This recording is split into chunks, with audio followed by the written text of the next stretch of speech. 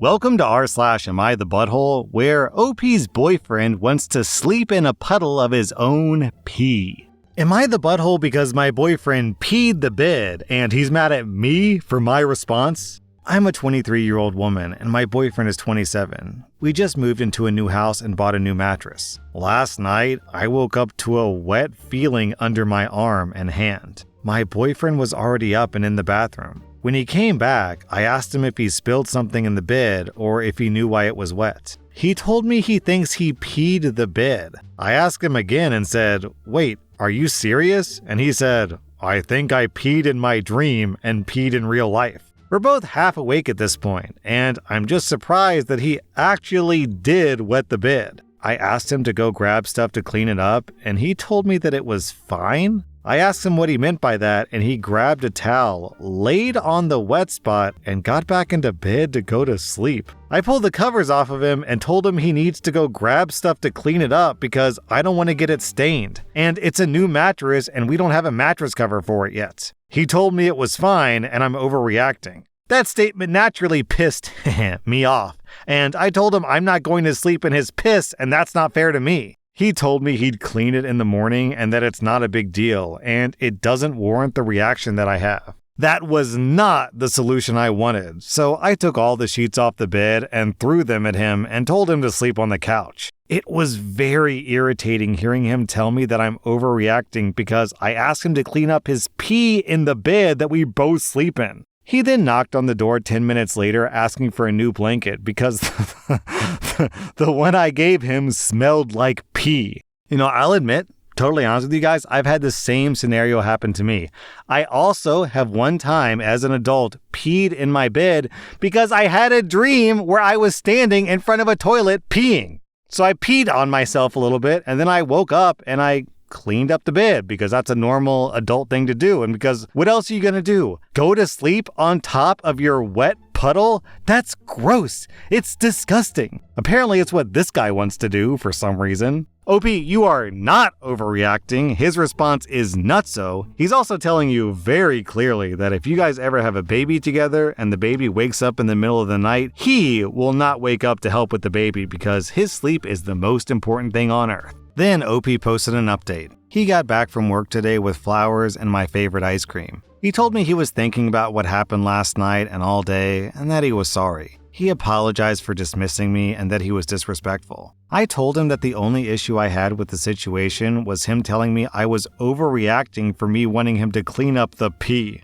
That wasn't fair to me, and to expect me to be okay with sleeping in his pee. So OP, I'm giving you 0 out of 5 buttholes. I'm giving your boyfriend, I'm giving him 0 out of 5 buttholes for peeing in bed. Because it happens, okay? Because that's a completely reasonable situation to pee your own bed, is if you're dreaming about peeing in a toilet. That makes sense, alright? But his reaction was kind of sucky, so I'm giving him 1.5 out of 5 buttholes for his reaction. Am I the butthole for vetoing my wife's car purchase in the dealership and walking her out of there without looking at the car she picked out? So I'm a 29-year-old guy, and my wife, who's 27, is a stay-at-home mom by her choice until the kids are old enough to go to school. Her older Honda SUV recently bit the dust when it needed some major repairs that totaled more than the value of the car. That was right at the beginning of the work week for me, so I unfortunately didn't have the time to sit with her and look at the cars immediately. I told her she could do some research first, or she could hold off until my days off and we could do some research together.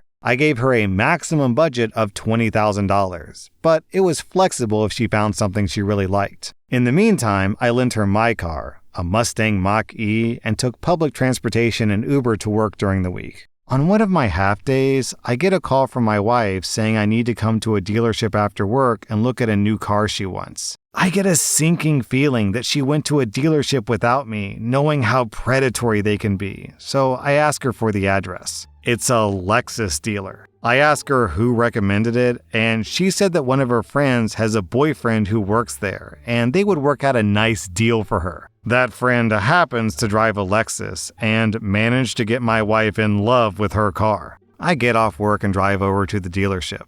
On the phone with my wife, I locate her and the car sales professional. I ask if she's seen and driven the car. She says yes, she likes it. I ask the salesman how much is it out the door, and he says, "Well, your wife and I were discussing some options. How much do you have down?" I said, "Honey, we're not buying a car today. Let's go." She asks why, and I say because he can't give us a straight answer about how much the car costs. He says, "Hold on," and prints out the sheet. This used 2020 Lexus GX460 was an eye-watering $56,000 after taxes, fees, and add-ons. I said, "No, honey, that's not what we agreed on." She asked if I could at least look at the car before I left, but I said no. The salesman tried to butter me up and sell me on the car and say they could work on the price, but I just took the keys from my wife and left. Eventually, I was able to sit her down and show her some much more affordable options that wouldn't require us financing the car and going back into debt. She ended up purchasing a nice used Honda Pilot Touring that she ended up liking. That car, all told purchase price and then some overdue maintenance items, came out to about $21,000. This incident in the grand scheme of marriage was a blip, but she did say I seemed cold and unreceptive to what she wanted at the dealership. But I defended myself by saying that the sales strategy in a dealership sometimes is to make one spouse love the car and make that spouse feel like the salesperson is on their side, so they might purchase a car from them even if it's not a good decision for the couple. Am I the butthole for how I handled the dealership situation? Her friend is also a little upset. I treated her boyfriend rudely at the dealership, but from my perspective, that wasn't my wife's friend's partner. That was a car salesman trying to put us into a $800 a month worth of debt for the next 5 years. The top comment from Chemical Shirt. Ex-car sales guy here, you're 1,000% right. Every tactic you described is exactly what they do. Lol, good work. It's crazy that OP is second-guessing himself because my reading of this is he is incredibly generous. His wife's car dies and immediately he's like, okay, let's drop $20,000 on another car for you. Then he gives over his own car to her, I'm guessing probably because they have a young child, so they need a reliable car with a baby seat, more than likely. So OP, in my opinion, went above and beyond. And then she responded. The way she showed her gratitude was to triple the budget with a Lexus. Also, just out of curiosity, I Googled used 2020 Lexus GX460 and I'm getting results at, this says $37,000 and this says $39,000. So that means the dealership was potentially tacking on, like $17,000 maybe? OP's wife is a sucker. Not necessarily a bad person, but definitely a rube. Am I the butthole for cutting off my entire family after they tried to have me trespassed from the house I paid for while I was caring for my newborn? My dad's dying wish was that I look after the family. For 10 years, I paid every bill, bought my mom a $32,000 car, and even built a tiny home for myself, all while they refused to work. When my son was a newborn and moving, they called the police to trespass me from the house that I'd paid for since I was 15. When that didn't work, they tried to steal my cars. When I was 15, my dad died. People romanticize last words, but his were him telling me to look after the family. I hated the man. He was abusive, but I still took it seriously. From 15 to 25, I paid everything. The family home, the mortgage, the bills, the food. I even bought my mom a brand new $32,000 car. Over the years, I poured tens to hundreds of thousands of dollars into keeping them afloat while they stayed on benefits and didn't work. Every time I asked to put the house in my name, they dodged it.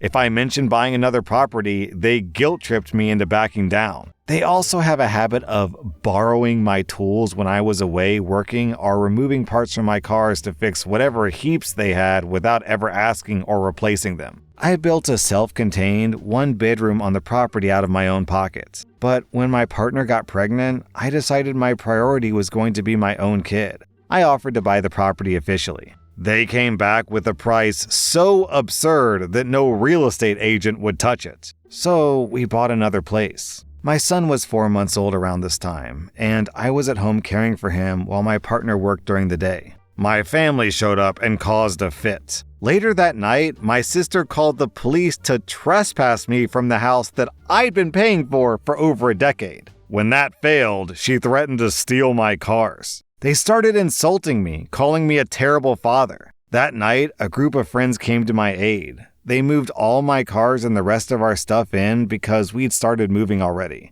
I was so emotionally wrecked that I broke my 2 years of sobriety. It's kind of depressing when someone makes a post that's like, hey, I'm being horribly abused and I have been for the past decade.